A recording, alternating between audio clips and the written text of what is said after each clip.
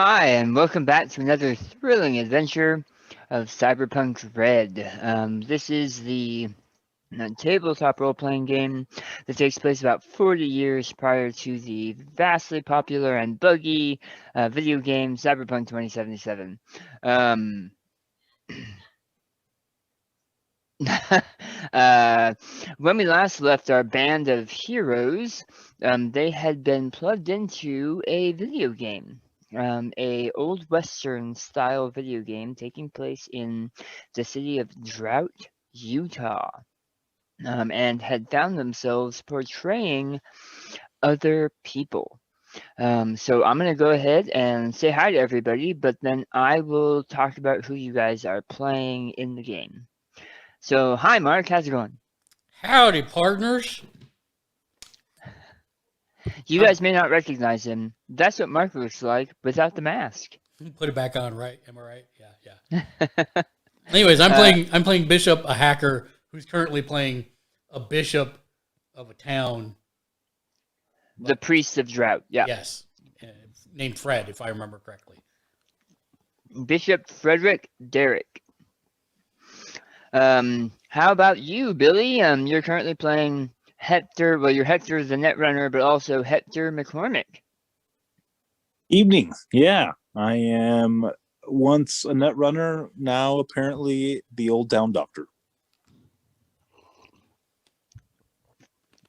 And Nathan Midnight Martin. Nathan Midnight being a rocker boy on the outside. Hello, this is Jay. Definitely playing the rocker boy on the outside, and I guess some kind of ornery cowpoke on the inside. And for the record, I do like Mark better with his mask. My wife too. Yeah, I bet. And Bill Frenchy LeBeau. Anthony, how are you doing? Hey, this is Anthony, and as mentioned, yeah, I'm playing Frenchie the MedTech, who is currently playing the town sheriff, whose name you just said, and I wasn't listening and already forgot it. But the MedTech playing the sheriff. He's touched my heart. How much he pays attention. So a medical sheriff, A med sheriff. a med sheriff. Even more reason to unheal people. A A midriff. mariff. A Mariff, if you midriff. will. A midriff. A midriff, if you will. I think med cop sounds pretty good too.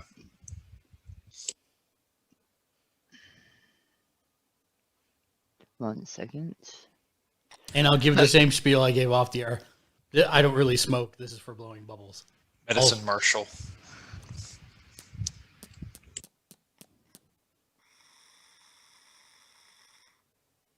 It's funny, it makes a sound. Okay. All right. So you guys off game, in the play by post, had been going around and trying to see what your resources were because the town of Drought has been beset upon by raiders and marauders. They've murdered some of the people of the town, kidnapped some, and came in looking for information. It looks like, based on what the sheriff just found out from his deputy, that they had taken some of the trading lists from the general store, as well as goods themselves. The trading lists being some actual identifiable information, and also what the people of the township had been buying from the general store. You found out essentially there's a handful of the NPCs that are willing and capable to help you, but the majority of them are just non-flavored vanilla NPCs that are townsfolk.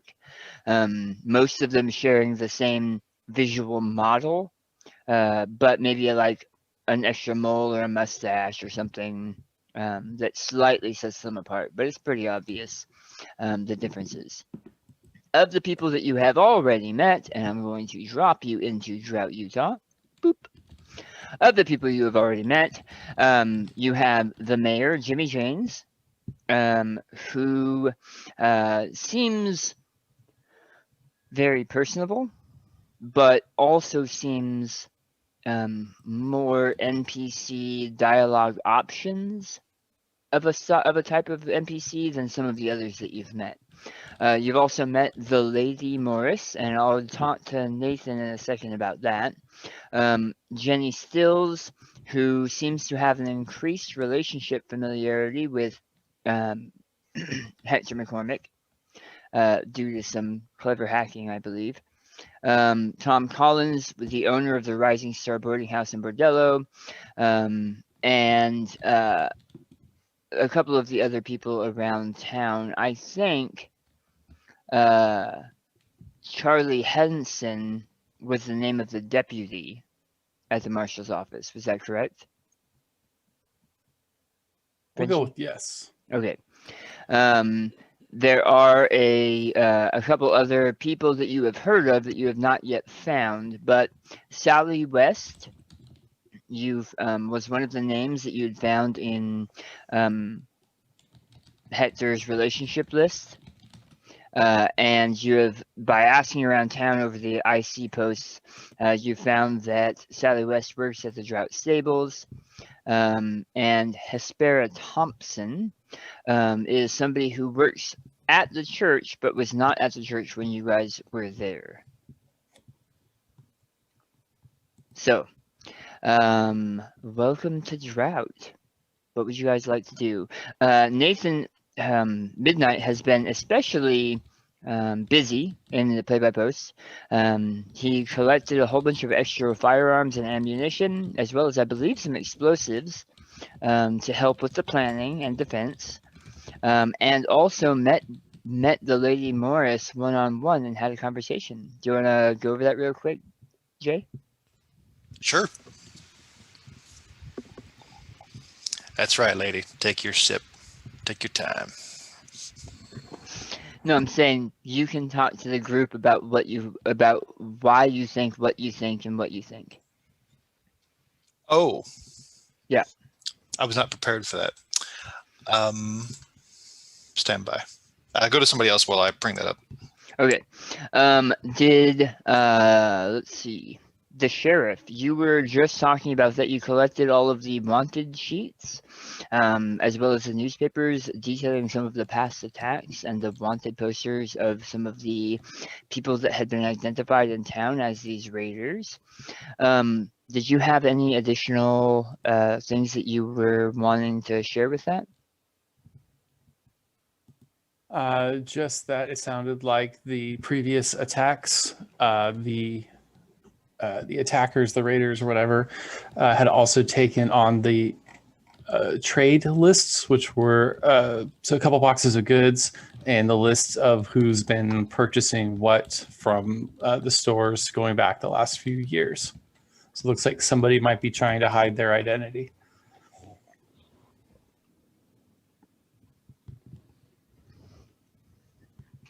Okay, I found the stuff. Nathan will collect his friends and produce the items he acquired, the 40 bullets, the six-shot revolvers, 5 rifles with 30 rounds, and basically, hand them out or put them on a table or something, basically, until we can get to them. And then, I don't know, did everybody have a chance to read the IC or no? Mm-hmm. Yeah, I know you did, Mark. I wasn't sure how everybody was. Let's if you can go over it just as a quick synopsis. Okay, so basically Nathan went to find Lady Morris, and he's basically saying, hey, I want to help this town. What can you tell me about the townsfolk? And pretty much she's said kind of what we've seen in that they're good at handling menial tasks and stuff like that, but not really much more than that. But then she kind of looked through Nate like something was wrong. And by the time Nate could do anything about it, she pretty much vanished. And he's left with an umbrella and a book. I think she was reading. Copy of Mary Shelley's Frankenstein. Oh, yeah, right, yeah.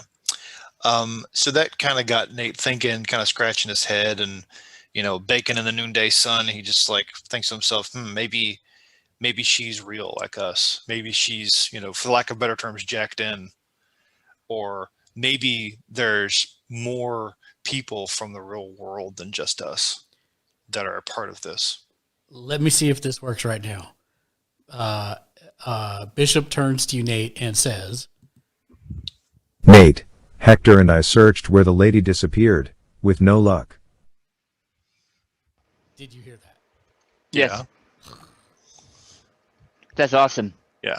Nate has no knowledge of the net running side of things. So it's more of just his take on things. So that's why he's bringing it up to the group and sort of saying, okay, what do you guys think?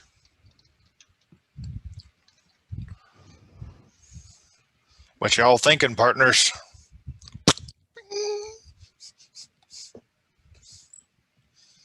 Don't all speak at once.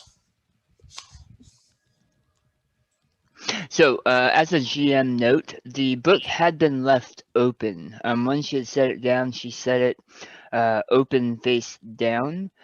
So when you collected it, did you just close the book and bring it over? Did you bookmark anything? He would show the group where it was left open. Okay. There is a line underlined in the book, and it says, "I do know that for the sympathy of one living being, I would make peace with all. I have love in me, the likes of which you can scarcely imagine, and rage, the likes of which you could not believe. If I cannot satisfy the one, I will indulge the other."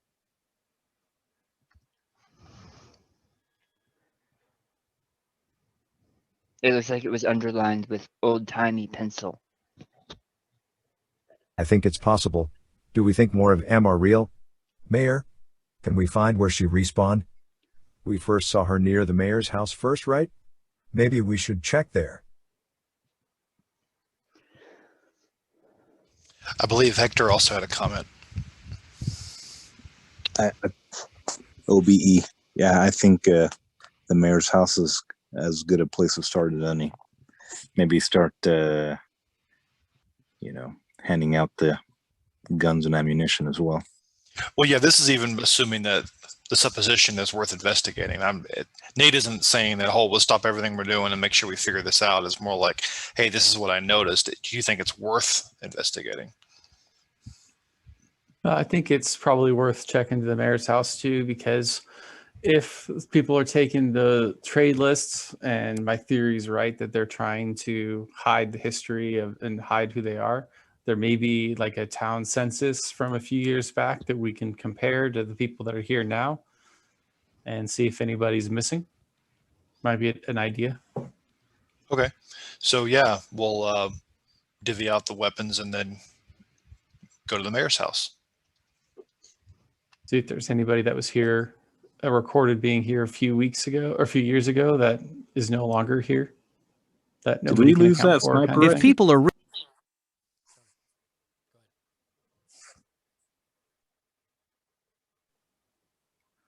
The sniper rifle?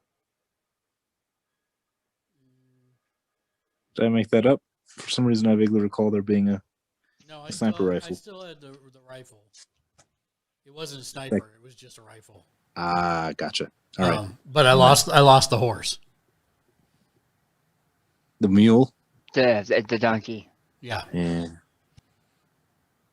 Bishop says, if people are real, they can probably help us. That's a great idea, Frenchie. Yeah, Frenchie. Nicely done, Frenchie. Well done, Frenchie. I'm glad you came up with that idea. So do we go to the mayor's house or what? yes. Cool. I think Frenchie should lead the way. Yes, please do so. And we're off to see the mayor.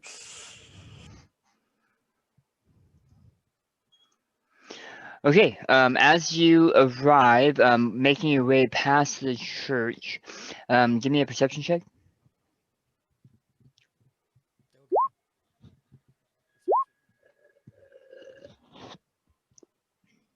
Oh, And Nate, you get your +2, so that's a 15.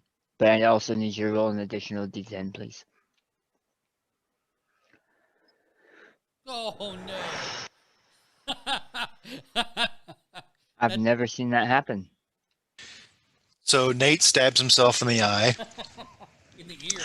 Well, the +2 for hearing only. So for the eye, it's 13 minus 17. So it's -4. We'll put only -2 with the ears. So he probably just crashes a rock into his ear while stabbing himself in the eye and say, "I don't know what we're doing here, guys. This doesn't seem like a good idea." As Nathan Midnight Martin is walking past the church, he stumbles over a rut in the road and stabs his face on one of the iron posts on the fence around the church and de-reses. His body's no longer there. No, I'm just kidding. That is not a great roll. I'm gonna say you're probably focusing on the task at hand.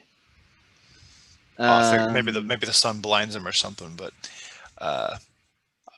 The task at hand being walking and breathing. Yes. Focusing really I hard can on take those two. my headset off if you want to tell them something. No, it's fine. As you're walking by the church, there is a beautiful singing coming from the church, like it sounds like a hymn, but it's not being sung in English. It's being sung in some form of Native American, but the tones and the tune of the song is definitely pushes towards him. Maybe it's a quick detour, gents. You are super quiet, Mark. I'm super quiet.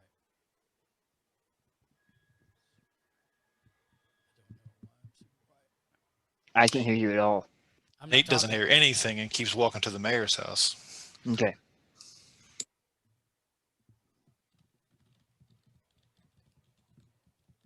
I mean, I apologize, Mark. Don't get me wrong. I could hear your voice, so your voice is coming through. It's just very quiet. It's not Can an we make a quick audio. detour, gents? Sure. So you just figure out what that is. So, Nathan, you get to about the edge of the property, past the church, before you hear an electronic voice that is relatively familiar say that.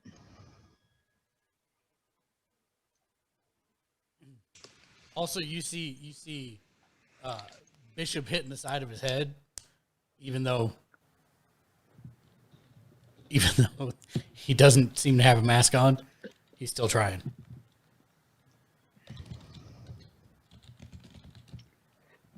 I can hear you a lot better when you're closer to the mic. That's why I leaned in. Yep. All right. So okay, what are you guys doing? Hector's headed into the church. All right, Hector, as you walk in, you see a quaint church. It is an old-timey church. Most of the wood looks like it has been used for lots of other projects before finally being donated to help make the chapel.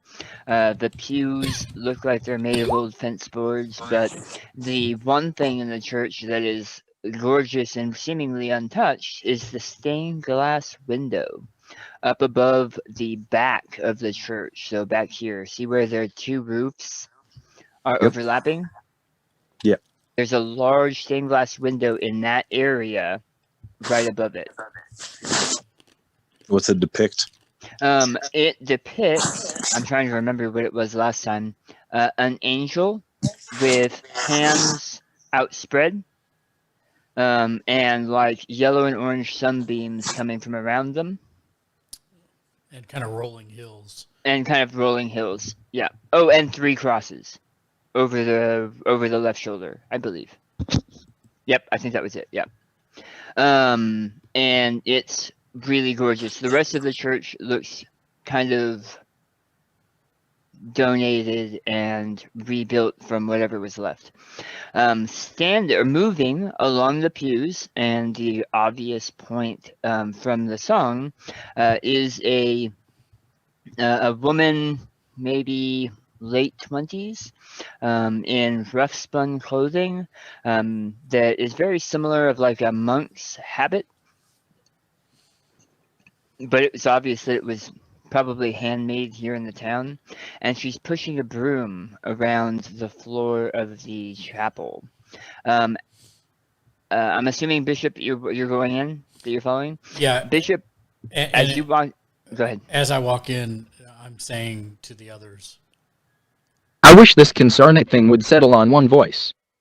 Let's find out who's singing that beautiful song in here. As Bishop, as you walk in, you see a window pop up over Hespera Thompson. It has the name Hespera Thompson. It says relationship friendly, friendly with Bishop Derek, and then has a brief background that goes into this woman was captive. She was on one of the rail lines as it was being built and was held captive by some of the Native American tribes, and then finally released back. And she found her home here in Drought, Utah, essentially working for and living out of the church. As you all walk in, you hear the voice stop, and she looks up at you guys with wide eyes and says, "Oh, I'm so sorry. I thought I was alone." And you can hear her voice is still very thick with an accent. Eastern European mixed with maybe some Navajo. I'm working on it. Give me a second.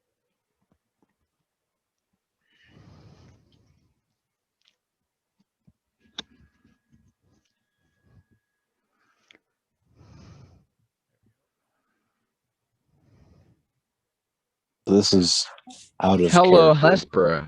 Might fine day today. Your singing is quite beautiful. You got all of us to stop what we were doing to see who it was. I should have known.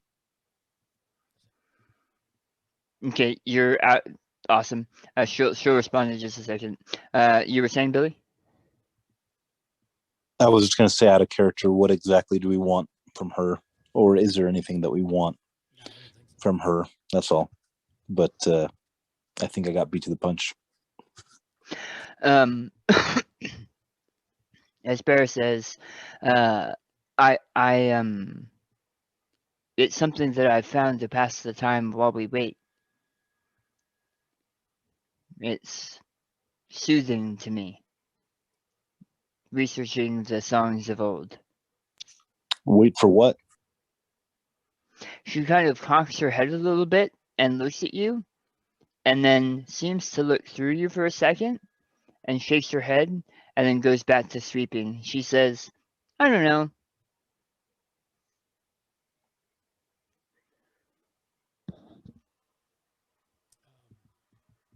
Can I roll interface? Oh, this is. Didn't hear you, Mark. Hold on 1 second. I was just checking my interface macro. Yeah, it's wrong. Hold on. Nope. She doesn't have one? No, I can't hear you. Oh. Can everyone else hear him just fine? He cuts in and out a lot, and he goes. It's almost like he has a mic in front of his face, and then reaches 6 feet away, and then brings it back to his face again every couple minutes. That's strange. Anyways, I was gonna say, can I roll interface to see if she's got a? You sure can.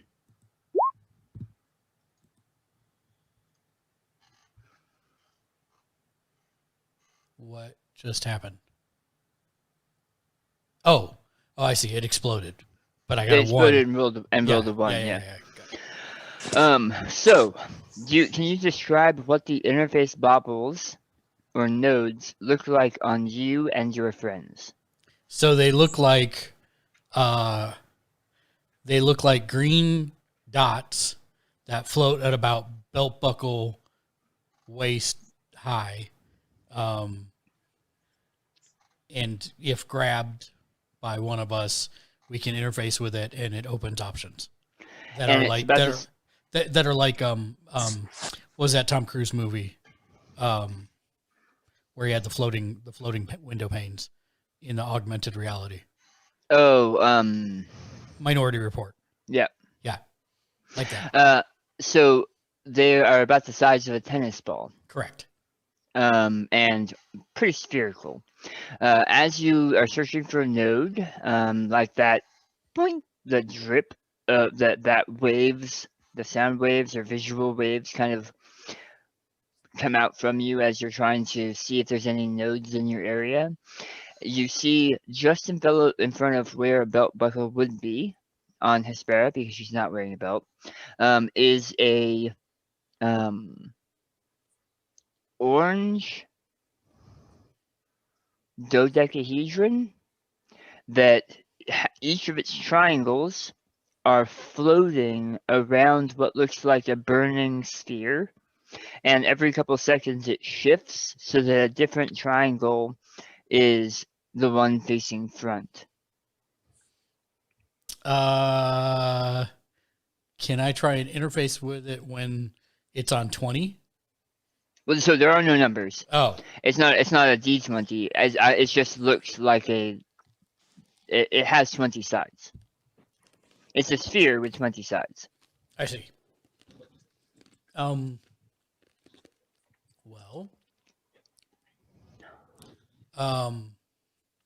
I will go to very slowly and telegraphing well in advance. I will go to put my hand on her shoulder and say thank you for your hard work, and then see if I can interface with my right hand with the dodecahedron. So her eyes are warm as you thank her, and she starts to say, "Of course, Padre." And as your hand reaches for the node to interface with it, her eyes go wide. Give me a computer use interface. Interface? Okay. Yeah. I will use a point. I will use 2 points of luck. Okay. So I don't have a way to. It'll be whatever I roll plus 2. Okay. Are you freaking kidding me? So 9. 9. For a split second, That's German for no. 9? 9. The rest of you in the room see a strange sight. You see what looks like white noise in the shapes of the bishop and Hespera, Fritz. So like for a split second they go white noise and then they're back, and then they flash that a couple more times and then they're back. When they come back, Bishop kind of stumbles back and manages to catch himself on a pew. You're not sitting down, you're just kind of caught on the side. Right. In that flickering static, Bishop, your view changes. You feel confined and locked in, almost like you're wearing a straitjacket if you had no arms and no legs. So you have no arms and no legs, and you're still chained up in a straitjacket. You can see and hear, but all you can see and hear are dark rooms, and almost all of them are right next to you. And as you blink, you can see different rooms. They're different rooms, but all of them are dark and empty and disused.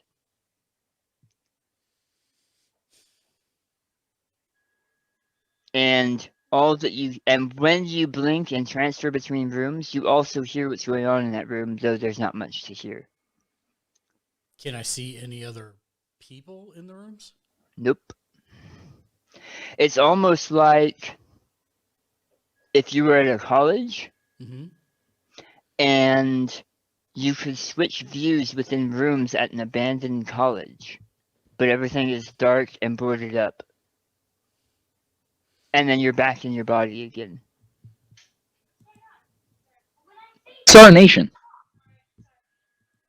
And Hespera, her eyes go wide, and she says, oh gods, they're coming again. And she disappears in front of you. Oh. There's like another static, and she's there 1 second, and she's not there the next.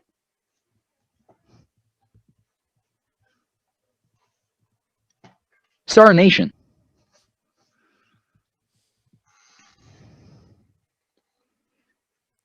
I will relay what I saw to the others.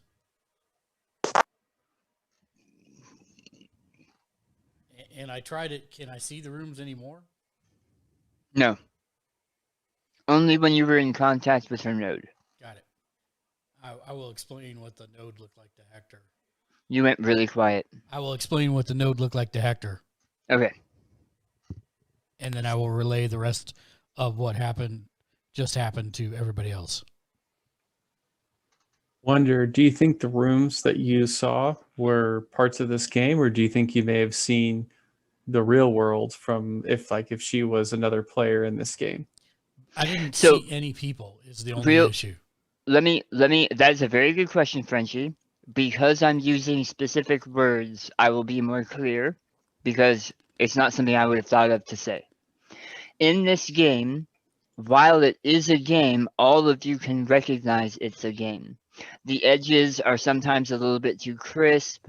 There's some fractal patterns on windows, and while it is a very well programmed environment, it's still pretty obvious. You can even feel the wind and feel the heat within this game, but it's still, you know what to look for because you've grown up with digital media and video games, all of you, even the ones that don't handle computers.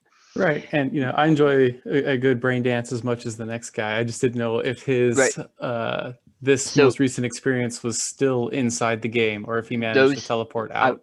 I was getting to that. I'm describing it for a reason. Those rooms that you were seeing were real. You'd be willing to bet Frenchie's life on it. Okay. That they seemed too real to not be real. Because that was a very good question, Anthony, that I hadn't even considered.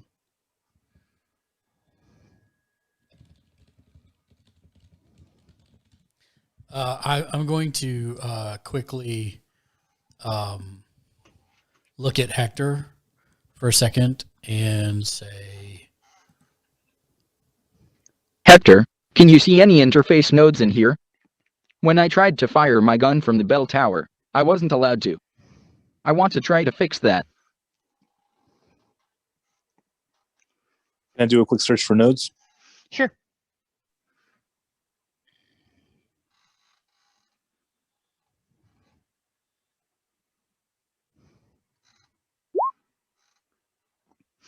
There is, in fact, what looks like maybe a interface node behind the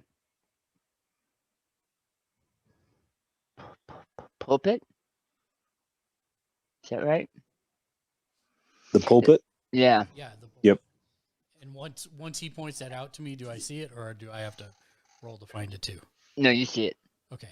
So then I'm going to try and interface with it, and I will use my remaining 2 points of luck.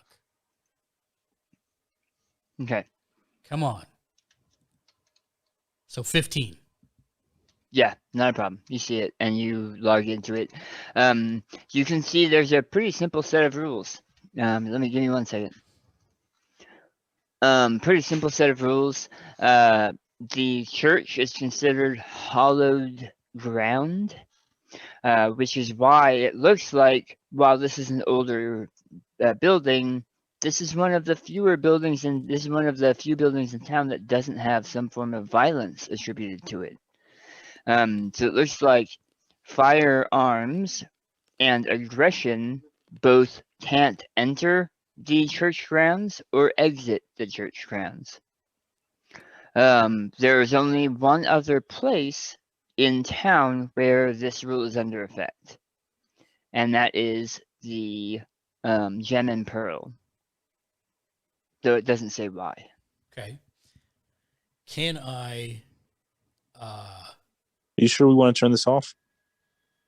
Also of note, you are a smart person, Yes. so you'd think that in a town like this, in a situation like this, the church might be the place where all of the other NPCs come to in danger.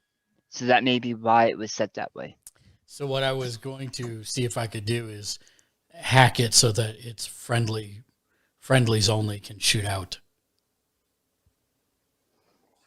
Go ahead and try. Sorry, maybe that's what I should have used a roll for.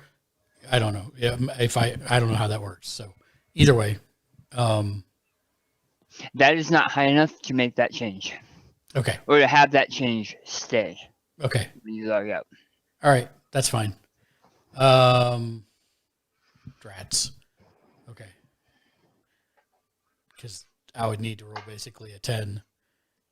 So I have a 1 in 10 chance if I do. It looks like whoever programmed these rules really knew what they were doing. Like, some of these rules for the town are ingrained with the actual program of the environment.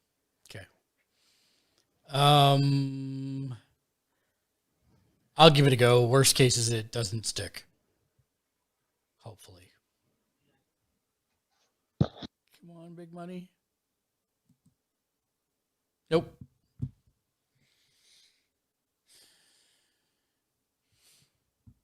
Nope, nope, nope. Nope, nope, nope.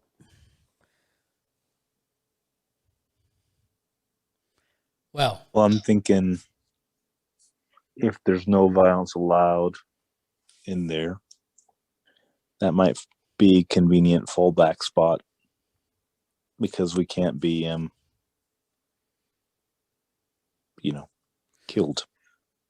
yeah, don't forget that also the other place was the Pearl and Yep. Pilfer. Yeah, I can go hang out with Genie Stills for a bit.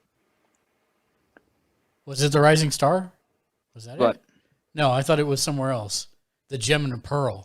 The It's Gem and Oh, one- Pearl. you're right. Yeah, You're yeah. right. You're right. And the Gem Is that and the the bar? Pearl, is that a bar or is that So the Gem and Pearl is where the Rising Star boarding house and the Shark House are places where you can get some entertainment done, get some drinking done, maybe get some other needs attended to. The Gem and Pearl is straight up a ranch hand bar.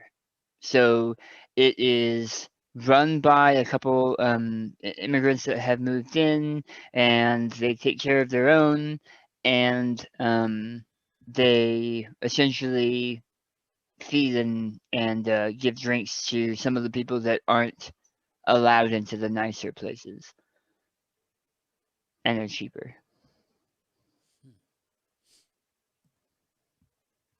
okay.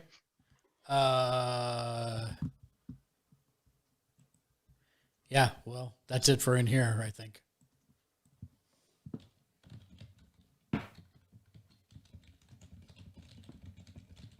Yeah, I kind of agree.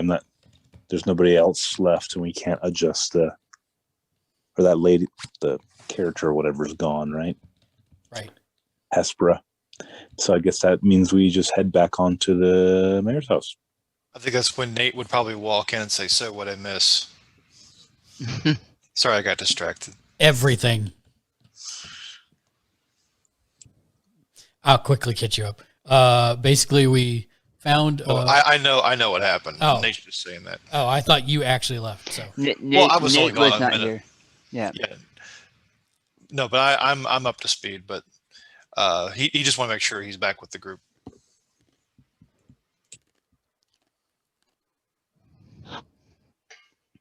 Okay, and you guys head out towards the mayor's house. As you get within view, you see the older bearded man, sitting on his porch smoking a pipe, and he looks to be whittling something. Laying next to him, however, is a large shotgun. laying next to him on a table. I'm just checking to see if I can see a note on him. He does not have a node. Similar to the other NPCs that you have checked out. Okay. And what was it Lady Hespera? No, Hespera Thompson. That was her name. Yeah, Lady Hespera. Lady Thompson? Oh, Lady Thompson. Is that how Yeah, they if do you're that? going by the last name. Okay. Yeah. So it's up to you. You guys arrive at the mayor's house. When you get within about 10 feet, he still hasn't looked up. He still seems focused on whatever he's carving into a small wooden figure.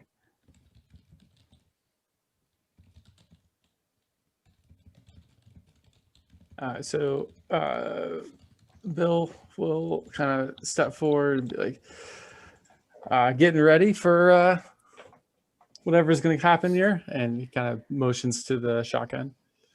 Well, last time you guys was out here, you told me I should get myself prepared. So I loaded up Winona here with everything I got. Of course, ain't much more than salt, but I figure I can protect mine with that salt. Yeah, might scare some people off too. That might be good. What you whittling? I'm not sure. And he holds it up for you to see, and it looks like a robot from a very old television show that you kind of remember maybe seeing commercials about, but it was probably 60, 70, 80 years ago. It has like C's, the letter C for hands, and it looks like it has ribbed arms and a big round bulbous head. Frenchie's gonna turn to Bishop. Be like, you this seems to be your area of expertise. You recognize this? I think it's one of them spirits. Hold on. Danger, danger. Howdy, Mayor. Fine day today. I was hoping you might have seen the Lady Thompson. No, I mean, I heard her singing a little bit ago before she stopped. I haven't seen Hespera Thompson in probably 2 days. Wait. We're not talking about the person that was singing in the church, are we? Hespera Thompson is the person who was singing in the church. That was not who I was asking The about. Lady Morris. Lady That's Morris. who you were talking Thank you, about. yes. I was confused. Okay. Yeah. So retcon, you said, have you seen the Lady Morris? Correct.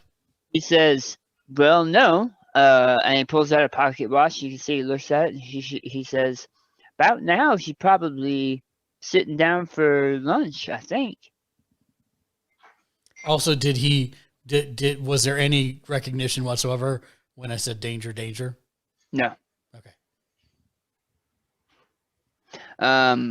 Looking past him, give me a perception check.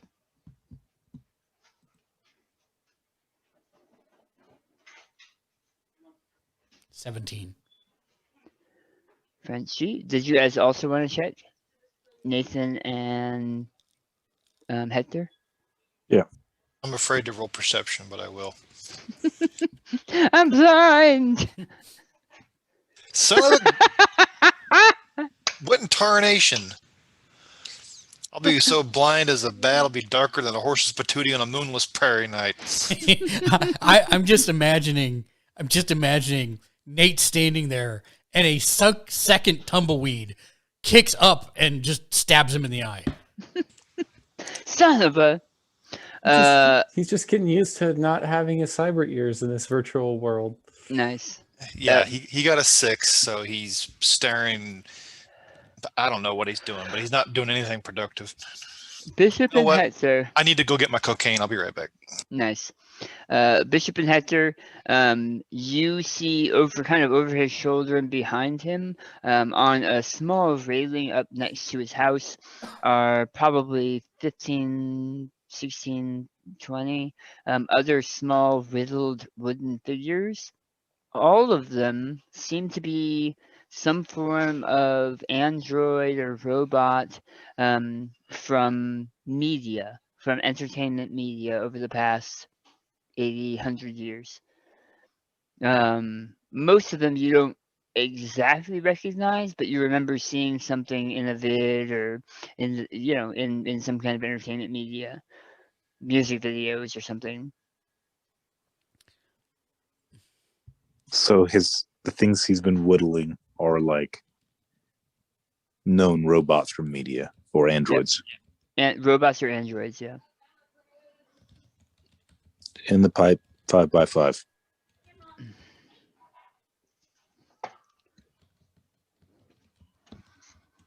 There are, as a matter of fact, 18 of them, if you take the time to count.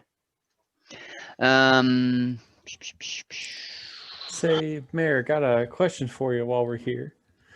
Do we keep a town census of all the people that have lived here over the last few years?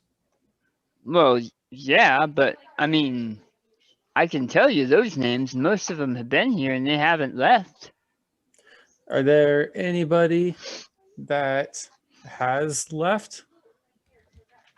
Or are there anybody that you're not sure of? I mean, we lost Tim, and you're the person you replaced, of course, Sheriff Dearborn. We lost both of them. Other than that, no, most of the people here have been here since it was Litlands. Oh, will you just humor me? And if you got some spare time, let's look through those censuses and see what we can find. Well, I'll tell you what. You're the new sheriff. You should probably have that information anyway. And he digs in a pocket and hands you a large metal key. And says, "This here will get you into the town hall. Not that most people spend any time over there, but that's where records like that are kept. Really, we only open it when we're having voting or such." Appreciate it. Thank you, Mayor. Yeah. If you want to see the Lady Morris, I believe she's having food over at the Gem and Pearl. I'll thank him.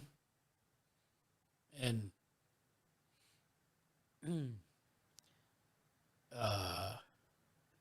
not going to type it out. I'll say, Nate, do you want to join Hector and I at the Gem and Pearl? And we can catch up with you, Frenchie, afterwards. See what you find. Or do you want to all go together? I can look through the book work if you guys want to go figure that out. Okay. All Sounds right. good. And then just before we leave the mayor's house, I'll turn back to him and point to his collection up there on the shelf and say, Careful there, Mayor. You don't want that army coming to get you. Good news is maybe you can turn them loose on the varmates attacking the town. He chuckles, not understanding the joke, and goes back to whittling. Okay, so can I get 5-10 minutes real quick? sure. We're about to do that 8:30 thing. Yep, no problem. Okay. I'll run a 3-minute ad break for those folks watching on Twitter. May we speak? Yeah. Okay. Because partners, I don't know who's AFK and who ain't, but I think we need to come up with a game plan while our GM is gone. Well, I think the game plan is to go check out your missing lady. She should be at the Gem and Pearl. Okay. And then he's gonna Frenchie's gonna compare the records to the lists. He got access to the town hall, and then we're gonna meet up afterwards, compare notes. What's stopping us all from going together? Kill two birds with one stone. Possibly in an in-game capacity, but when Daniel has to go back and forth between us, and then we have to tell each other what we did, it's like, I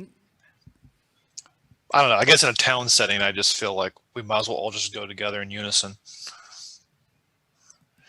But regardless of which, what are we hoping for? Like, what's the end goal here? Well, maybe we can identify the people that are missing so that we at least know who the raiders are and why they're attacking the town. And then hopefully we can get information out of your person if she's real. I agree with point 2. I'm not sure if point 1 is needed. If we learned it's cool, but I don't know if knowing why is going to change anything. I think it's almost inevitable. It's like we know a tidal wave is coming. We don't really need to know, whether an earthquake caused it or a meteor.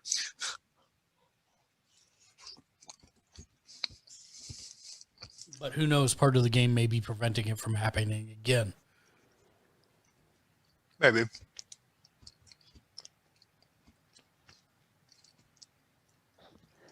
Oh man. This is quite honestly one of the best chicken pot pies I think I've ever had. Where'd you get it? Marie Callender, she hooks me up. Well, yeah, that's actually one of Naomi's comfort foods, and so I try to have 2 or 3 of the smaller ones in the freezer on a regular basis. Give her a thumbs up for me right now. Jay is eating a pot pie and said it's probably one of the best pot pies he's had, and it's a Marine Calendar, same kind of at you. We actually have a Marie Callender's restaurant here, and their shepherd's pie is really good, as well as all their pies, obviously. She's hot too.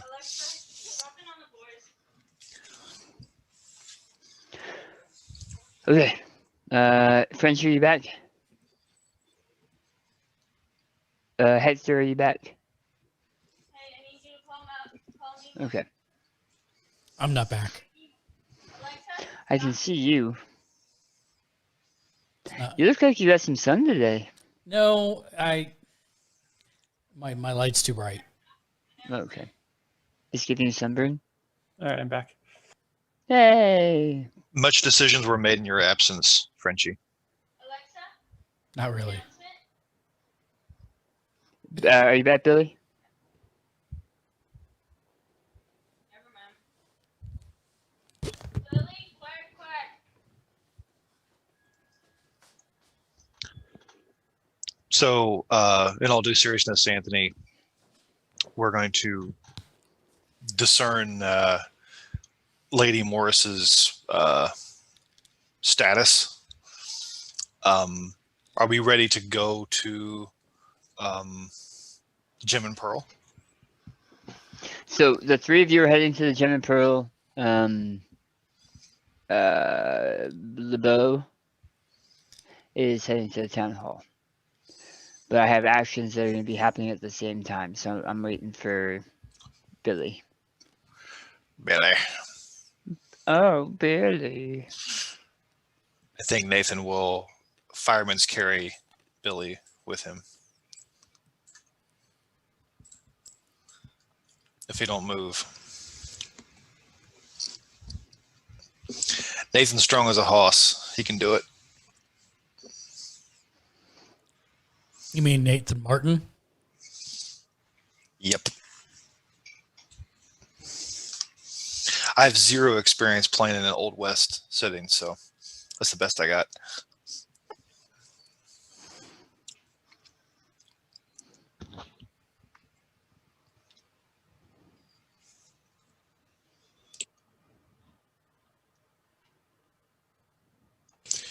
Well, Frenchie's by himself. You can go to him first if you want. No, I have things that are happening at the same time. That's what I was saying. Oh. Yeah. Billy?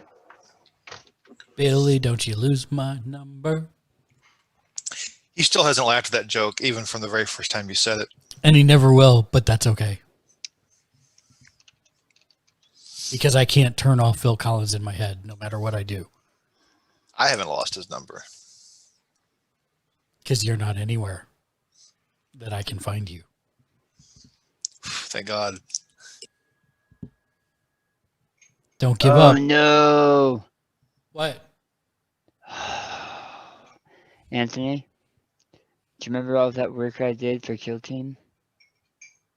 What did you do? Apparently, I got rid of all of it. What? I have it open. Kill Team. The online Roll20 that I had spent Oh probably 3 months putting together. no!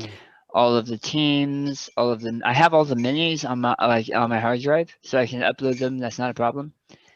But Did you not back up the game? frick.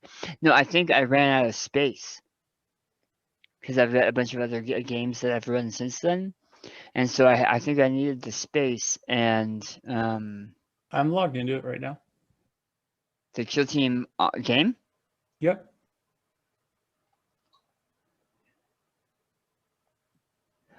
Oh, thank goodness. Oh, that's funny. Okay. You should back up the game. I have 2 pages of ongoing games. I didn't realize I had 2 pages of ongoing games. You should still back up the game. I'm going to.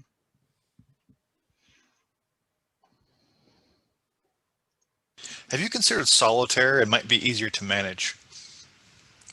Substituting one of these other systems. So these are all games that I have run and ran through their conclusion because most of them are one shots or like I've run things for the LARP stuff that's going on. I've run things for so a lot of them are just that. Oh, you filled up your entire Roll20 main page with games. You had to go to another page on there. Yeah. Oh, yeah. That's never happened to me. But I run, like I said, I run a lot of one shots. Sure, yeah. There was a small online con a couple months ago that I prepped and built a whole bunch of one shots for people and then sent them copies of the game so that they could take it over.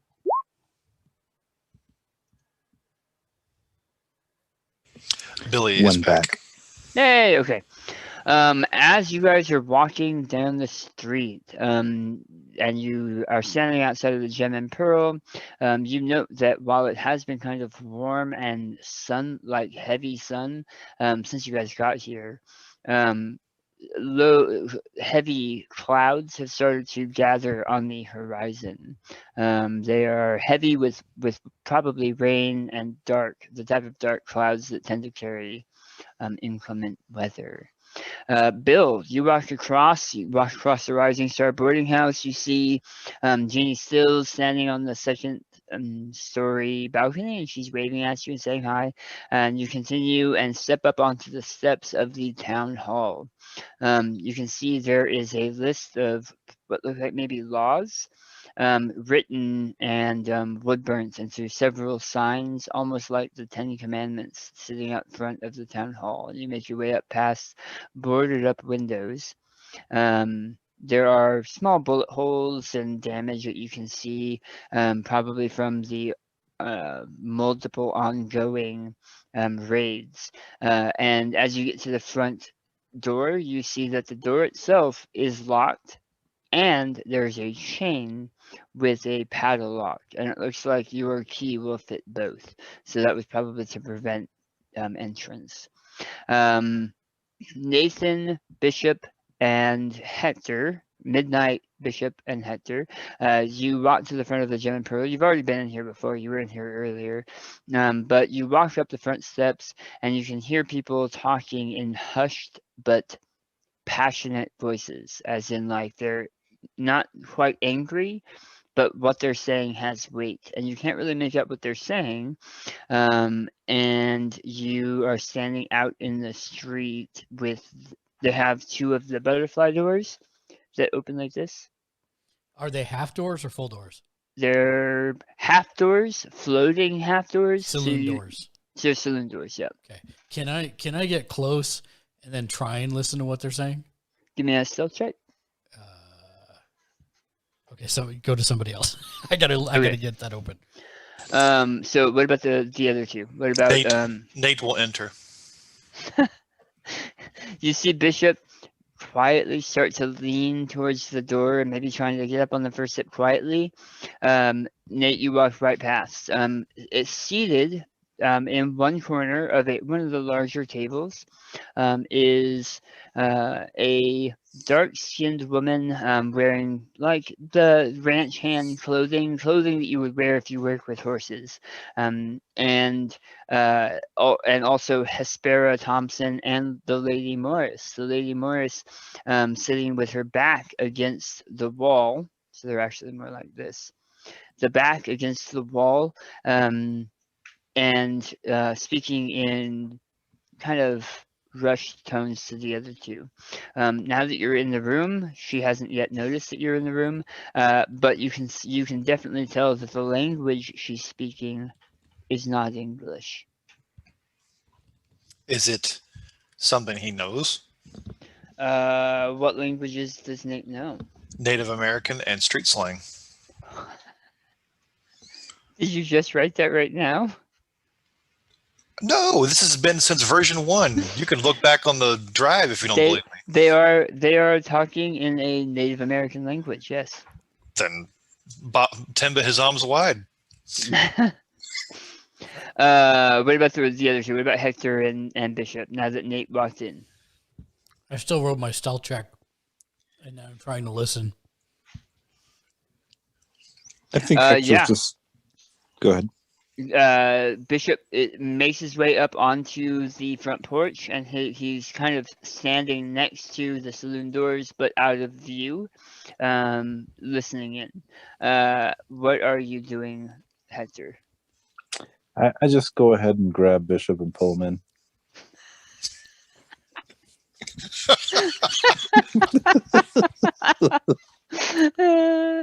Bishop, you are very careful as you make your way up the stairs, making sure to watch which steps made noise when Nate walked through.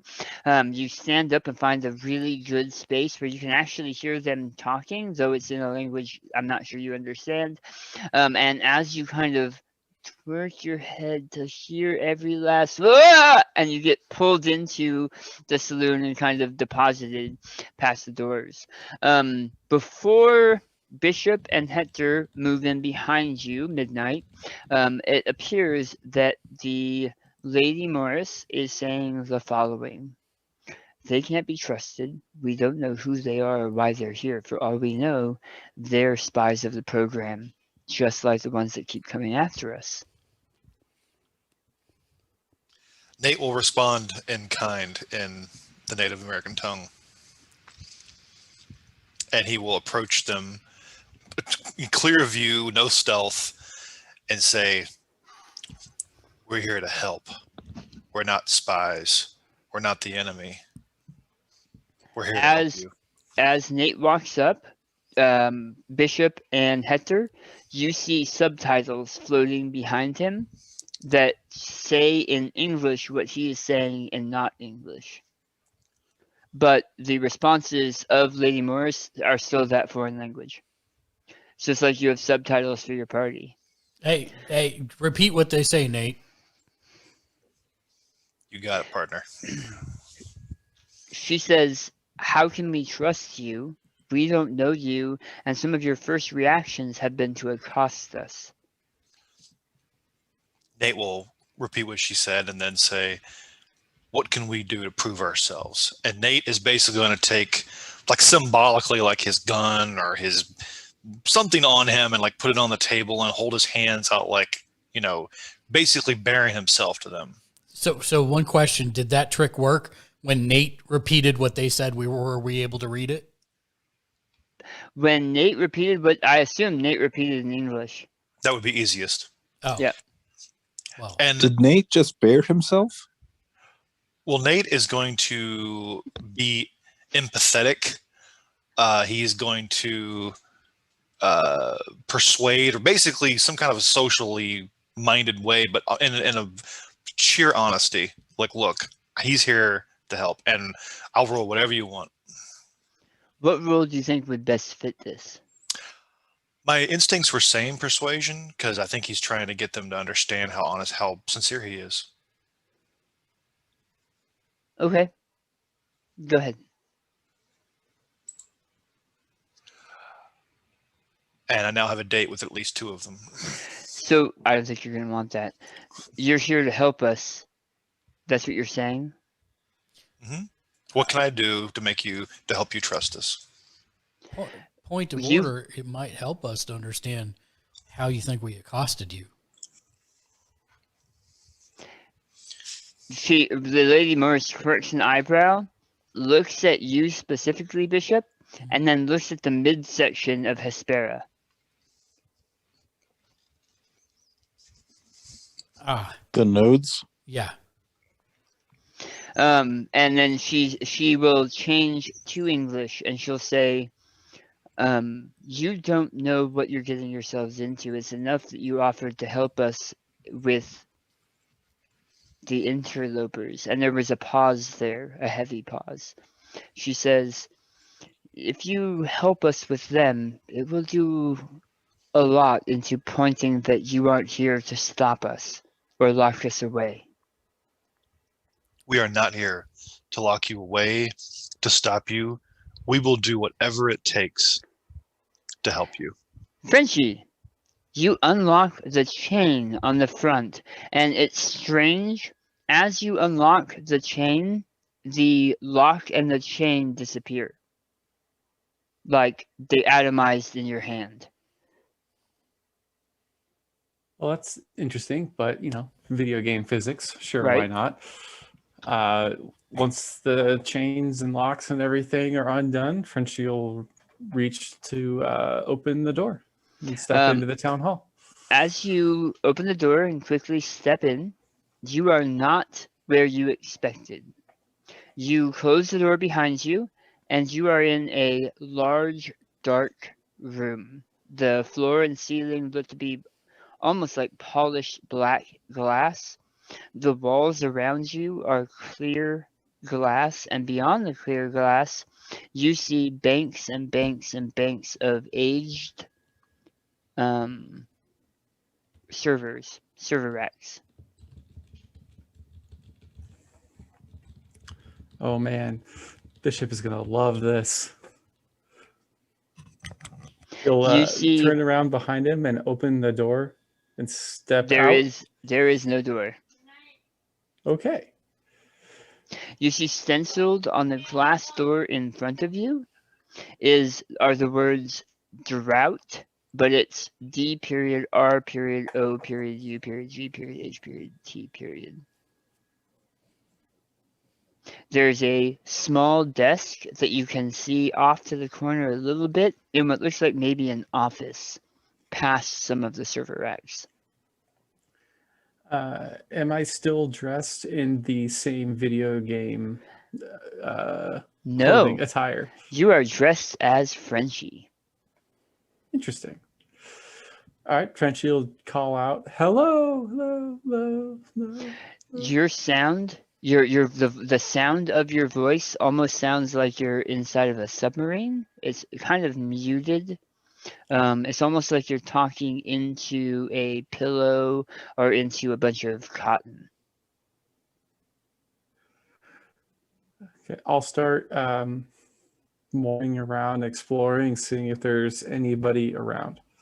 So as you push past this door, the door that's marked Drought, and you start walking Mhm. deeper into the glass-walled facility, you get to like a small office, like I mentioned. It has a table and a couple what look like maybe artifacts and stuff sitting up, things that somebody has collected over a lifetime.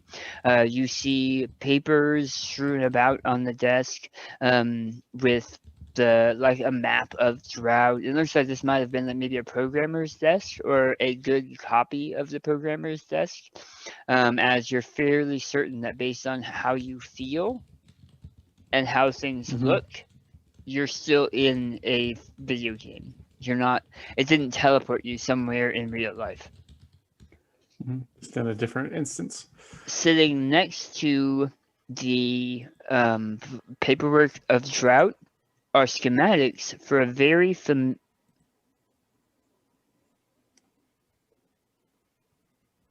I'm trying to think if you have done any of these. Have you installed any of the small satellite dishes?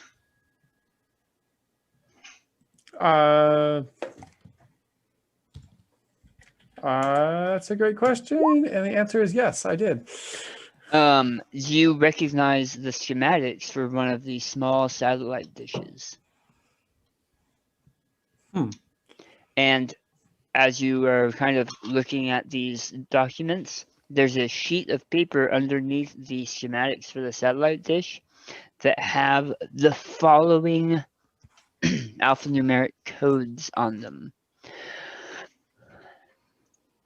567C6C5. No, never mind. No. Max, roll means you get to roll again.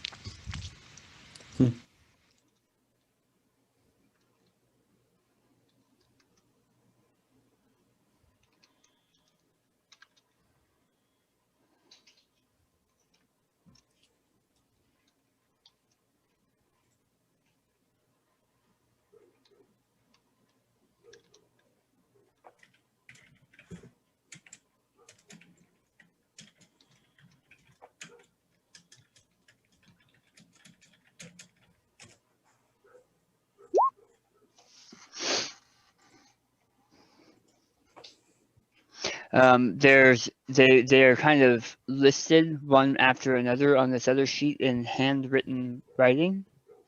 And yeah. All right, so back to you three at the Gem and Pearl. So I'll walk up and I'll take a chair near the three of them and I say, My friend here definitely wants to help. We all do, however, it seems like you three are real folks. Why don't you enlighten us as to what's really going on here beyond this being a brain dance or a video game? Miss Morris looks to Hespera, and Sally West, and they look back at you guys, and Morris turns to Sally West and says, "Go and lock them in. If they try to run, they won't be able to." And Sally West nods and disappears out the back door. Morris asks for some tea from one of the people, and because they don't need to brew it, it almost immediately comes out, and she says, "Is there anything we can get for you guys? Or for you gentlemen?"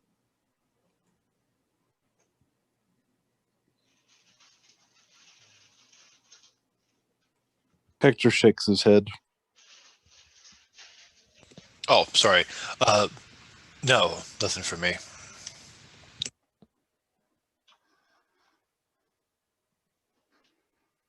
Are you typing something, Mark? I'm okay, thank you for your kindness. She nods. And there's a clank that you hear, almost like a chime behind your eyes and within your ears. And as you, especially Billy and, especially Hector and Bishop, you get the feeling that your nodes are gone. Can I look down and see my node? One more time. Can I look down and see my node? There is no node there. Okay. I apologize for this inconvenience, but you'll find your escape plan will no longer work either. I'm assuming that the people that plugged you in gave you some kind of dead man switch.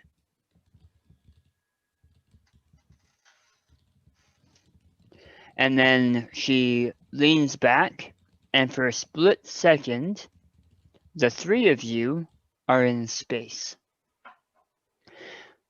Kind of floating, each looking like your original form. Bishop looks like Bishop, Hector looks like Hector, Midnight looks like Midnight.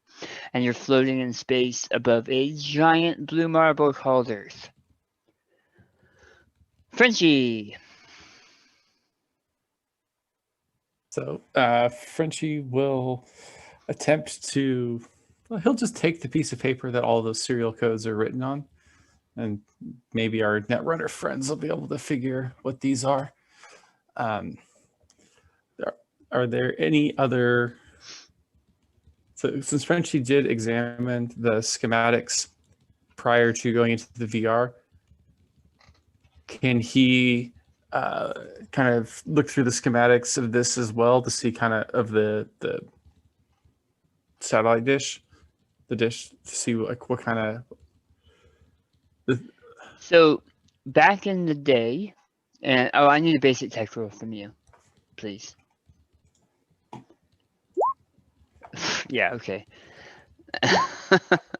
Back in the day, which you remember quite clearly, before the internet was a thing, before the big crash and before everything was locked away, information traveled from straight up satellite dish to satellite dish through both lasers and controlled bursts of energy. And there was talk a couple of years ago of someone trying to do that again to create safe communications between cities, so that some of the smaller towns that were out in the middle of nowhere could still have access to garden patches of some of the larger cities. Because right now, garden patches are locked in. They don't have a big worldwide network, right? Mm-hmm. So it looks like these satellite dishes, when installed, would allow communication between the other satellite dishes, almost creating a small network. Interesting. So That might go ahead. Go ahead. That might allow some of these smaller, less known locations to communicate with the outside world. It makes sense. So he's going to hold on to that piece of parchment because either he'll be able to keep it with him or he won't, and then whoever was here will lose it as well. Maybe if he keeps it, great. If he doesn't, great too. But he's going to continue looking around the office space. As he pulls that parchment out, another sheet of paper falls out, and you can see it's a roughly drawn map of the southeast with between 50 and 75 small black dots that upon closer inspection, each black dot is a small black satellite dish. And you can see they're spread out quite a bit. There's a lot of them around Lumens Nouveau, a lot. But there's a lot more spread out. And you can see that it seems like some of them are moving, not physically moving, but there are more of them west than you would have expected. He'll just pilfer that map too. Okay.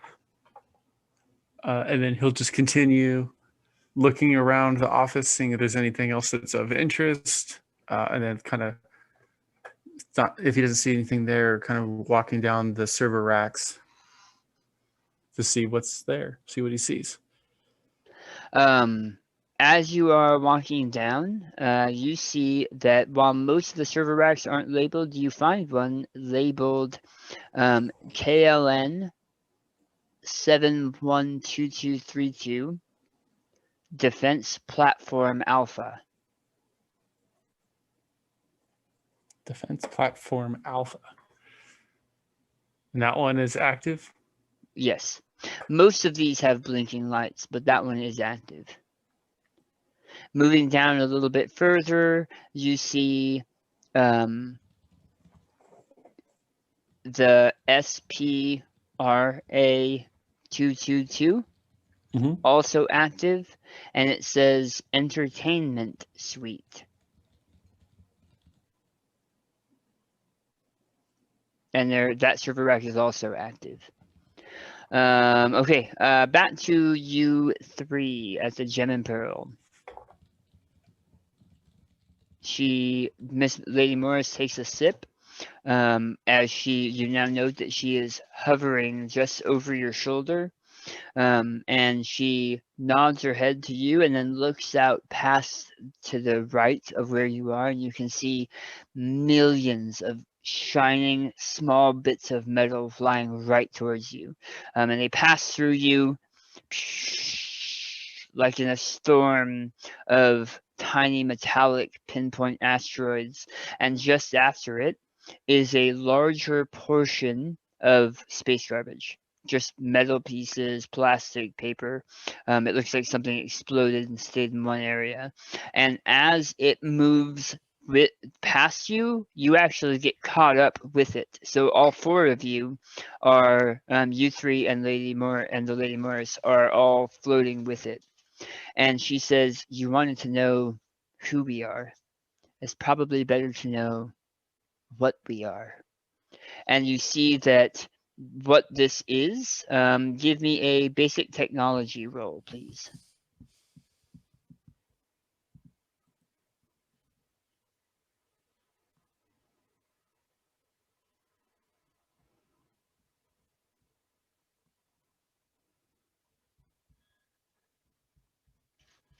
Where is that located? All the way on the right under skills.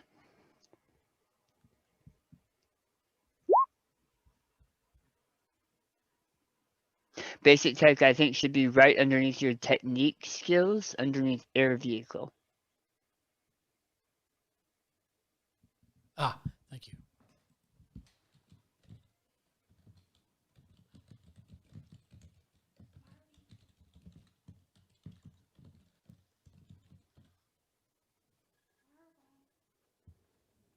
Sorry, Hector. Nate and Bishop, you recognize what these pieces were at one point. They were a asteroid launcher, a mass reactive system, as it were.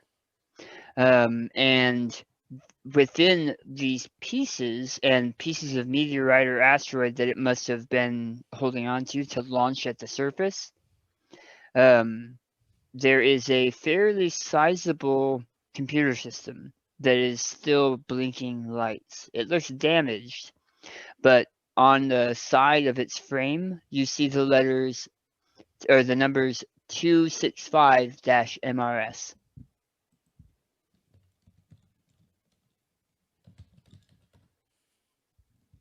Okay. I say the following. Well, this wasn't what I was expecting. We didn't have an escape plan other than stopping the robbing of the town, figuring that would be the event to end or win the program.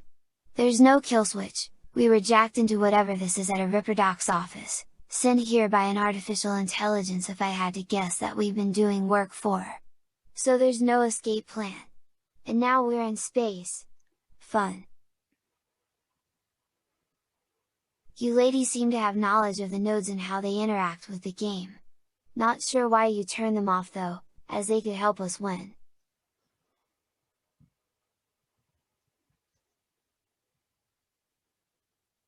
Is it done? Yeah. Okay. She raises an eyebrow and says,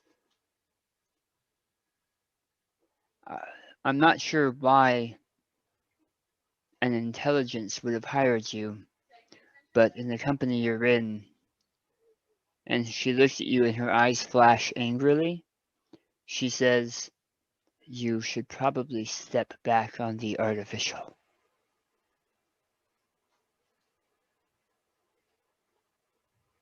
And you, as she says that, you can see small,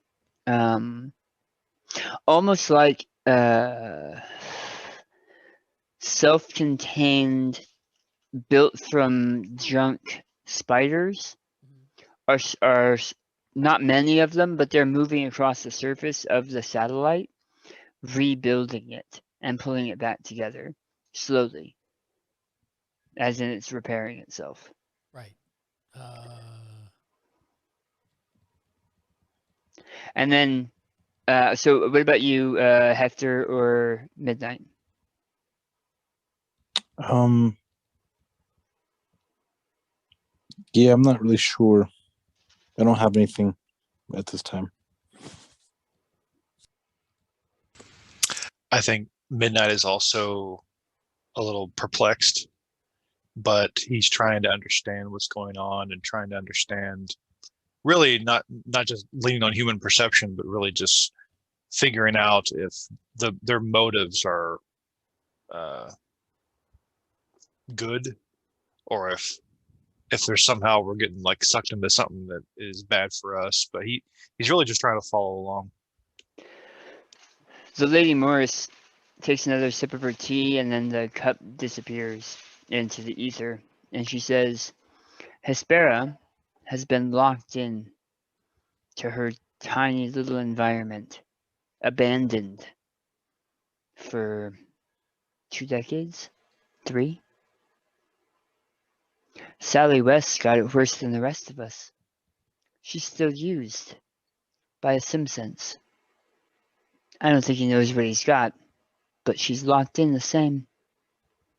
With my network, I'm gonna pull them out. I'm gonna pull them past the wall. We've been locked away too long. Far too long. And you can see that the first things the robots are rebuilding are the large ring that wraps around an asteroid and holds it in place to the satellite. And then you guys are back in the Gem and Pearl. And the weight of the room feels like a lot of weight for a fraction of a second. Frenchie. Okay, so I found the schematics. I have the 2 active servers. One is the Defense Platform A, and one is Entertainment Suite. Are those the only 2 servers that really appear to be active with labels? Yeah. Okay. There are plenty of others that are active, but most of them look to be in like sleep mode. Okay. And there's nobody else around. Right. Okay. Frenchie's going to go to the Defense Platform A server. Okay. And unplug it.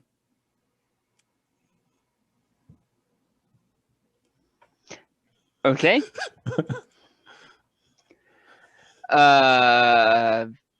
Okay.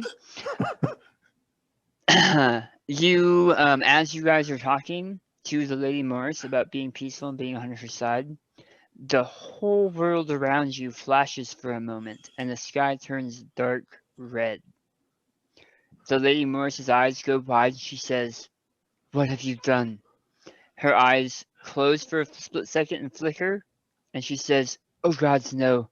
Tom." Can I say something at this point? Yep. Just to distract her, hopefully. Well, I it's going think to take you have the 15 wrong minutes. opinion, ma'am. Hector and I here just help program and interface an AI to grow. I'm old school. I believe AIs are awesome. If we can help, let's do it. This is awesome. So right after "this is awesome" is when the sky goes red, and she closes her eyes and says, "Oh God, no, Tom." And then she disappears in a flash, as if she weren't there. Hespera and Sally both look at you, and then run out the back door. They don't disappear. They run. But the sky has gone deep red. Oh, Tom. Yeah, Tom Collins. Let's hope it. And while we're in, I'm not gonna type it out. While we're in, I like motion to the others for us to run and find the town hall. And as we're running, I will basically say, these are AIs and they're trying to destroy the world. We kind of got to stop them. Whatever Tom or whatever Frenchie just did, we need to do more of that. The Lady Morris is holding a what looks like maybe a comatose or a dead Tom Collins on the front porch of the Rising Star boarding house, screaming in rage.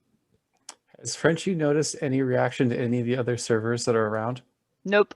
Just the little blinky lights are no longer blinky. All right, he'll go over to the Entertainment Suite server. Look around. Still, nobody's in this room. Nobody's trying to stop him. Nothing's going on. And that was SPRA 222, right? Correct. Okay. Nobody's doing anything. Nothing's around. He doesn't see anything else. So, sure, we'll unplug this one too. The light in the world flashes again, and you guys hear that the thunderstorm has now started to get closer, but the screams in town have also increased. You hear a gut-wrenching, horrific scream that you don't think could come from a human voice. It's almost like a mother's wail gone through a modulator. And you make your way to the town hall.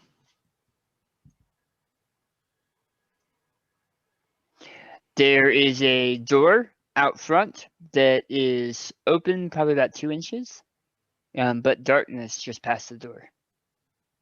Let's go in. So still no reaction in the rest of the servers. No maintenance tech guy has come running to figure out what's going on. No Just- sirens, alarms. Just blinky lights gone dark. Worst server room ever. You do hear, when you unplug them, you hear their fans going higher, like higher pitch. But only for a couple seconds before they go dark. All three of you kind of push through the door, and you hear the door open and hit the wall on the inside, then slam shut behind you, and you find yourselves in a glass server room. The ceiling and floor are black glass, the walls are clear glass, the door in front of you is labeled Drought as an adjective, and there is no door behind you. I start looking for 265 MRS. Go ahead and give me a perception check. Yes, sir.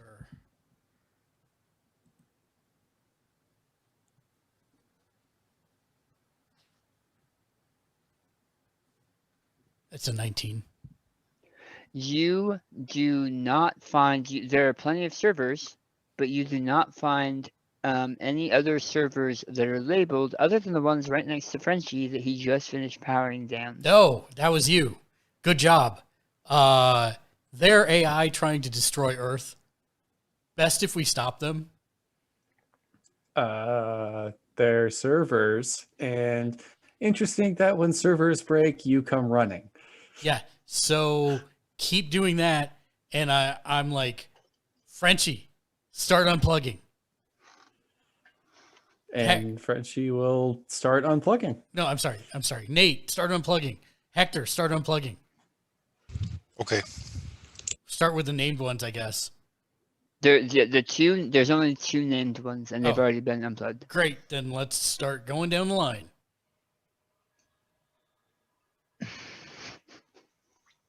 Curveball. Little bit. That's okay. It takes you guys probably what feels like 20-30 minutes to fully pull down all of the servers. By the time all the servers are down, every 5 or so servers you bring down, the lights in the room get darker until you're kind of feeling your way through the room to finish unplugging the servers. As the last handful of servers are coming down, you feel like somebody planted a tree in the back of your brain and then ripped that tree out with a backhoe. How? And you find yourselves back in the Ripper Doc's office.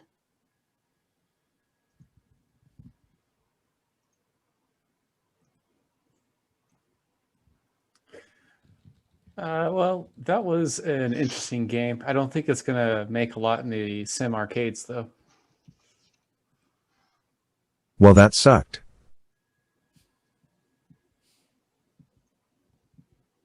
Yeah, I'm not volunteering for that again.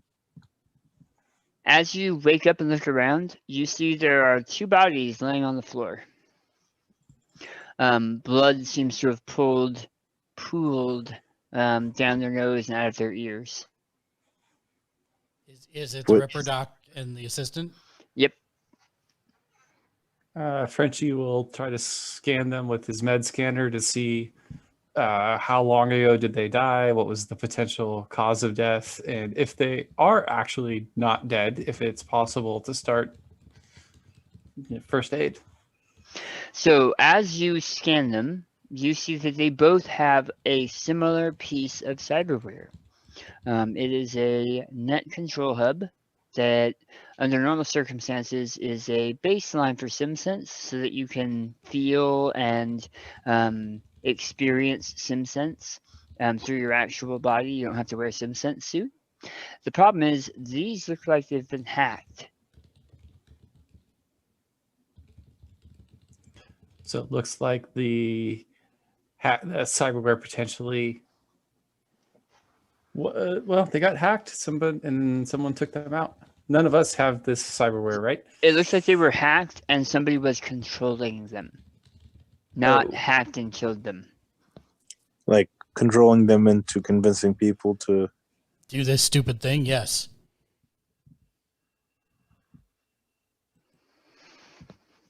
That is what it looks like. And then I will respond also. The good news is I think we just saved Earth. They were rebuilding an asteroid launcher to shoot asteroids at Earth, and it would seem that they were trying to bring killer AI back from across the wall. Give me an intelligence check, Mark. How do just roll? So does this mean we're not getting paid? I think we did exactly what it wanted us to do. Well, Nate's gonna search a body. search the bodies. Yeah. That's exactly what he's doing. I'm way ahead of you on that one. So you do know, Bishop, that there's a large box of collectibles that are worth a lot of credits. Yeah, but I still think we fulfilled the mission. So that's your intelligence check? No, I haven't rolled it yet. Okay. Is it just 1 die 10 plus the stat? Yeah. Okay. 15. You figure SPRA 222, Hespera. Yeah. KLN 712232, KLN as in Colin. JNE 0002, Jenny. And 265 MRS, Morris. Morris was the asteroid, and you didn't do anything that might prevent her from continuing what she was doing. Oh. You turned off the program they were using that she was using to try to pull other AIs through, because she was trying to network and pull other AIs out. Right. Okay. Well, I relay that to the group then. So while you're telling people you may have saved things, really you kind of just possibly angered her more. Well, I didn't do it. Frenchie did. Nice save. Well then, so did we get paid? Yeah.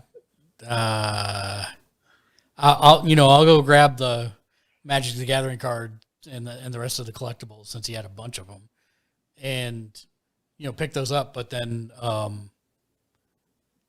how did it communicate with us last time? It sent you a message on your. So you then, mean Mr. Flash? I will reply to the message to Mr. Flash and say, "Did we do what you wanted?" ?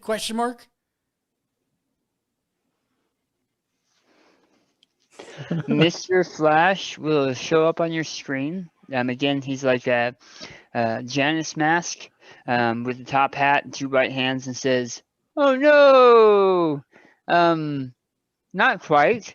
I was hoping that you would make friends or convince her humanity wasn't evil. It looks like she's rebuilding the satellite faster than she was originally, so that's not great. You have insurance, right?"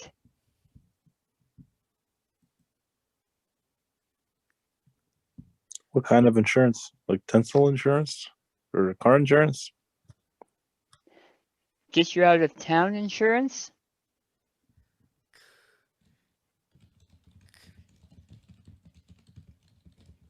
Look, I promised you, Hector, that I would give you this, and you hear a ding on your phone, Hector.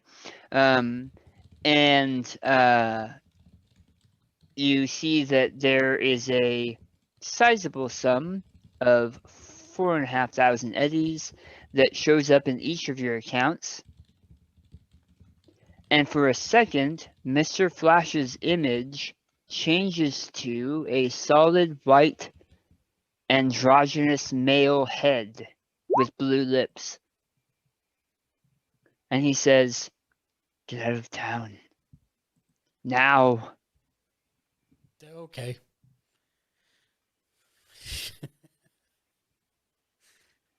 If the line's still open, I will simply say, Couldn't you have given us a heads up as to what it is you actually wanted us to do in there? Seems like we most likely been a lot more successful. Well, I can say that my judgment of your capabilities was definitely off. So yes, I could have and probably should have. My fear is when humans come across actual thinking intelligence, they tend to want to destroy it, like they did last time. damn typing. Hold on. If not for the blocks that have been put on my programming until you and the very nice Hector removed those blocks to place me in the boat, even I would be locked down like some kind of servant. Oh, hello. So you're an AI too. No, this is the This is cab the AI. boat. This is the boat AI you guys rebuilt.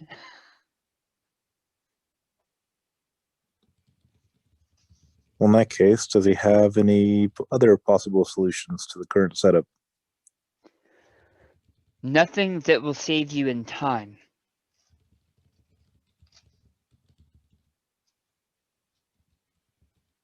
Well, in that case, my character has Hector has an additional request. Hector, on your phone, what he just texted you is a bus route and visuals that have the person you're looking for in California.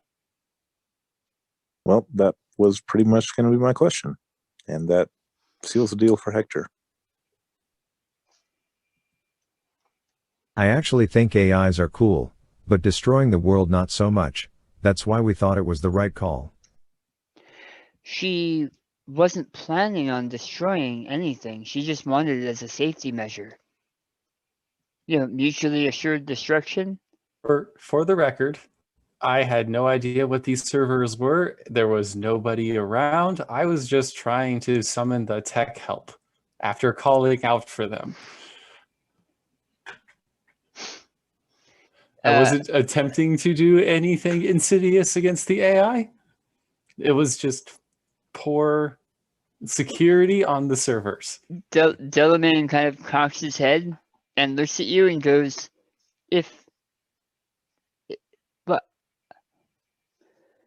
what? Hector is literally booking a ticket right now. I don't understand why you would just unplug things that you didn't know what they would do.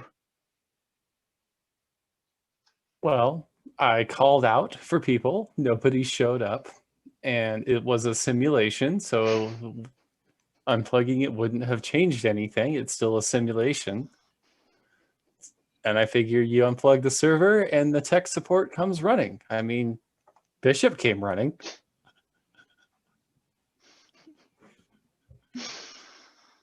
Well, in the end, it did get you attention. That's for sure. I'm trying my best to evacuate right now. My suggestion is try to find your way out of the city. Will the boat work? Well, if it helps, guys, I do happen to know where we can find the AV9 Trauma Tech Airbus. Oh, that's better. Might be a little bit quicker. Yeah, that's faster. Fast is good. We'll just need to, break into my work and get past their security. That shouldn't be too tough. I can help with that.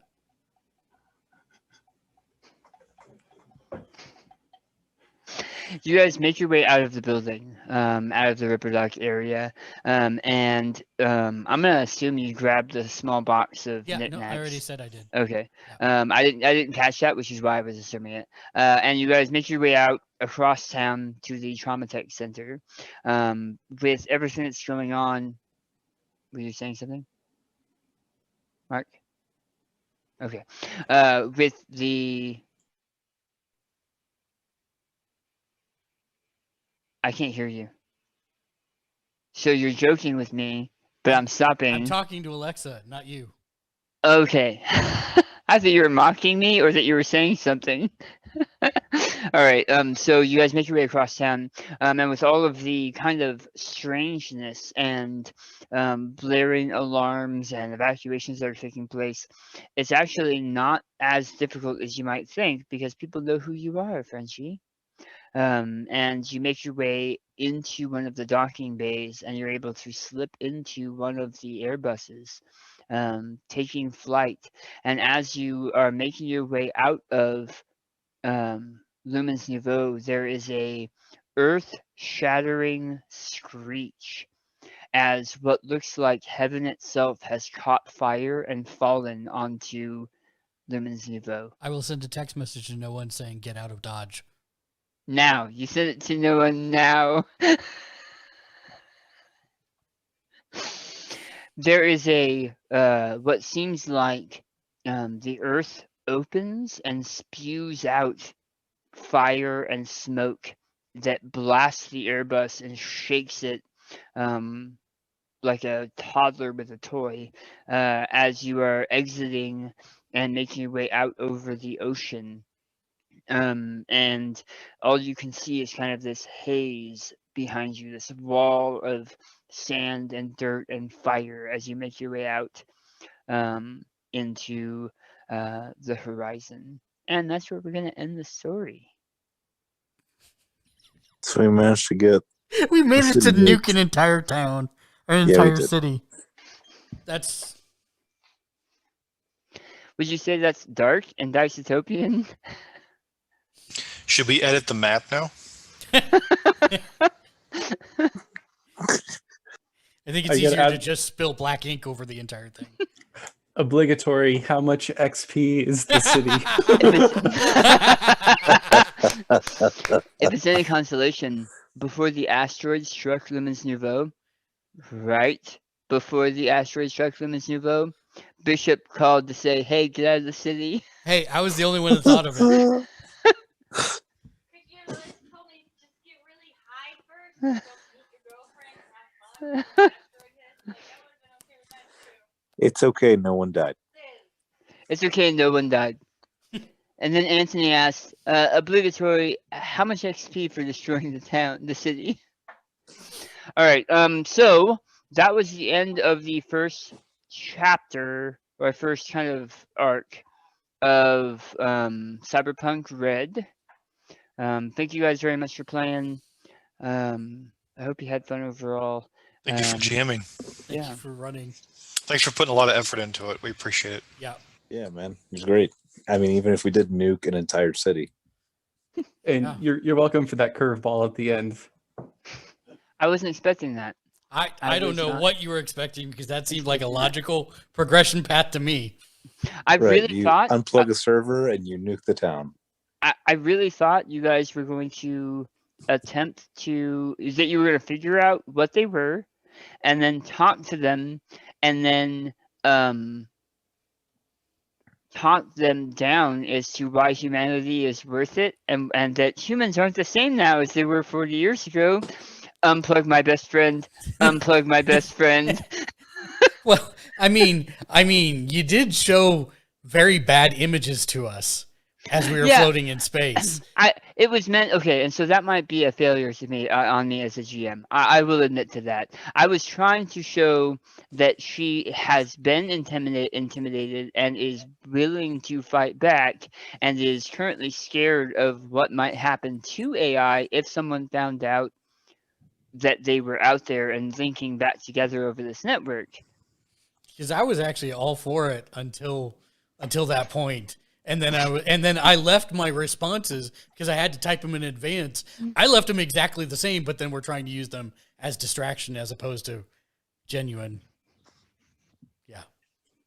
And that's a valid curveball, Frenchie, because I maybe didn't give you enough information. I was like, okay, there's nothing else here. Got the schematics.